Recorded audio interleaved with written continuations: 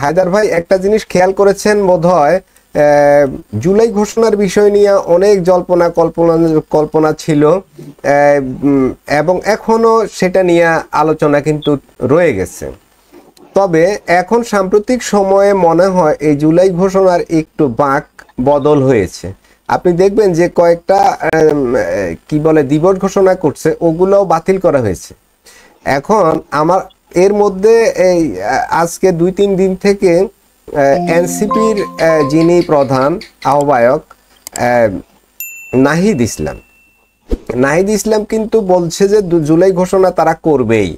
এখন এনসিপি নিজেরাই জুলাই ঘোষণা করতে চায়, তাদের সাথে কিন্তু শরিক আর বড় কোনো দল নেই আপাতত মনে হচ্ছে। তারা এবং ছোট ছোট কি কয়েকটা দল, ইনকিলাব মঞ্চ বা এরকম, এরা সম্ভবত ওদের সাথে আছে। এখন এনসিপি এককভাবে এটি ঘোষণা করতে পারবে বলে কি আপনার মনে হয়, এবং করলেও সেটা কি কার্যকর তারা করতে পারবে? ধন্যবাদ মাসুদ ভাই, এবং ধন্যবাদ সুলতান মনসুর ভাই, এবং আজকে আমাদেরকে যারা দেখছেন তাদের সকলকে। আমি সুলতান মনসুরের শিষ্য সুজাত মনসুর ভাই, সরি। ধন্যবাদ আপনাদের সকলকে, আন্তরিক ধন্যবাদ। আপনি ভালো কথাই বলছেন যে জুলাই সনদ, যেটা জুলাই সনদ নামে যেটা এনসিপি করতে যাচ্ছে।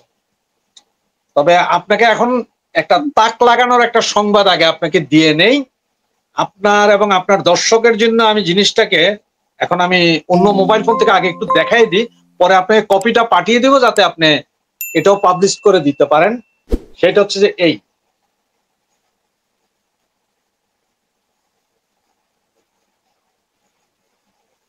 জি, এটা কি হায়দার ভাই একটু? এটা হচ্ছে যে বাংলাদেশ সরকারের আপনার এনএসআই এর একটা গোপন নথি, যেটা গতকাল রাতেই স্বরাষ্ট্র মন্ত্রণালয়ের হাতে গিয়েছে। গোপন নথি সেটা হচ্ছে 3 তারিখে এনসিপি জুলাই মঞ্চ সহ 4-5টা গ্রুপ মিলে বঙ্গভবন ঘেরাওয়ার একটা কর্মসূচি দিয়েছে, যেখানে ওরা সারা ঢাকা শহরে বিভিন্ন বস্তি থেকে যে সমস্ত বাউন্ডেলে ছেলে পেলে আছে বা ছাপরি পোলাপাইন বলে এরকম 2000 ছেলে পেলে তারা ভাড়া করেছে, যাদের প্রত্যেকের ভাড়া হচ্ছে 1500 টাকা করে। এবং সাথে এই মিছিলের সামনের ভাগে থাকবে আপনার 50 জন মহিলা বা মেয়ে যারা এনসিপি করে সরাসরি বা বিভিন্ন ছোটখাটো দলগুলোর, এরা থাকবে। পেছনে থাকবে পুরুষ, এবং তারা বিভিন্ন ধরনের অস্ত্রশস্ত্র সজ্জিত থাকবে, হাতে বানানো বোমা, পেট্রোল বোমা থাকবে। মেয়েদের দায়িত্ব হচ্ছে যে পুলিশ এবং আর্মিকে ঠেকানো, আর পেছন থেকে পুরুষ বা এই ছাত্রী জনতা তারা বিভিন্ন জায়গায় বোমাবাজি করবে, অথবা নিজেদের মধ্যে ফুটাই দিয়া সেটা অন্যের ঘাড়ে চাপাইয়া দেশবাসীর দৃষ্টি আকর্ষণ করে একটা সিম্পেথি পাওয়ার চেষ্টা করতেছে। এই হচ্ছে যে মূল এই চিঠিটাতে গোপনীয় যে তথ্য, সেটা হচ্ছে যে এটা লেখাই আছে গোপনীয় তথ্য। এটা এনএসআই এর গোপনীয় তথ্য, সরকারের জন্য তৈরি করা হয়। এটা সব সরকার না, সবসময় এনএসআই এরকম নথি তৈরি করে। যে কোনো আন্দোলন সংগ্রামে এনএসআই আগেই নথি তৈরি করে ফেলে যে কিভাবে কি করতে যাচ্ছে। এটা একদম পরিষ্কার লিখে দেওয়া হয়েছে এখানে কিভাবে কিভাবে করবে। এটা হয়তো আমরা 3 তারিখে দেখতে পারবো। আর জুলাই সনদটা ওরা একাই ডিক্লেয়ার করে দিবে। এটা করার তার মূল কারণটা হচ্ছে যে এটা না করতে পারলে তারা জানে যে তাদের পিঠের চামড়া বাঁচবে না। আর তার কারণ হচ্ছে যে আপনারা সবাই হয়তো জানেন যে গতকালকে পিনাকি একটা প্রস্তাব দিয়েছে খালেদা জিয়াকে প্রথম রাষ্ট্রপ্রধান, মহিলা রাষ্ট্রপ্রধান করে। জি, এই বিষয়ে একটু আলোচনা আছে আজকে আমার ইয়েতে, এই বিষয়ে আলোচনা আছে। তবে ওই হায়দার ভাইকে একটু অ্যাড করি আলোচনার সুবিধার্থে। এনসিপির যেটা বলছেন যে এটা করা ছাড়া ওদের পিঠের চামড়া থাকবে না, মানে জুলাই সনদ।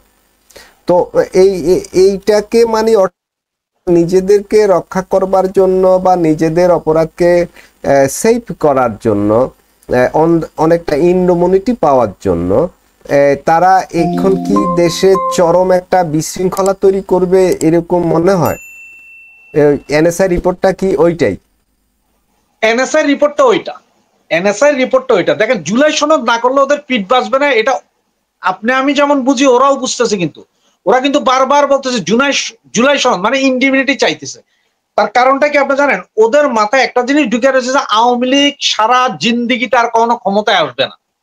তো ক্ষমতায় যদি না আসে, শেখ মুজিব মরার পরে যেরকম ইন্ডিমিউনিটি ছিল, জিয়াউর রহমান যেরকম এই আপনার মুজিব হত্যাকারী সকলকে পালসে পুষছে, এখন আগামীতে বিএনপি আসবে, বিএনপি আসলে এদের পালবে, এটা হচ্ছে তাদের মূল থিম।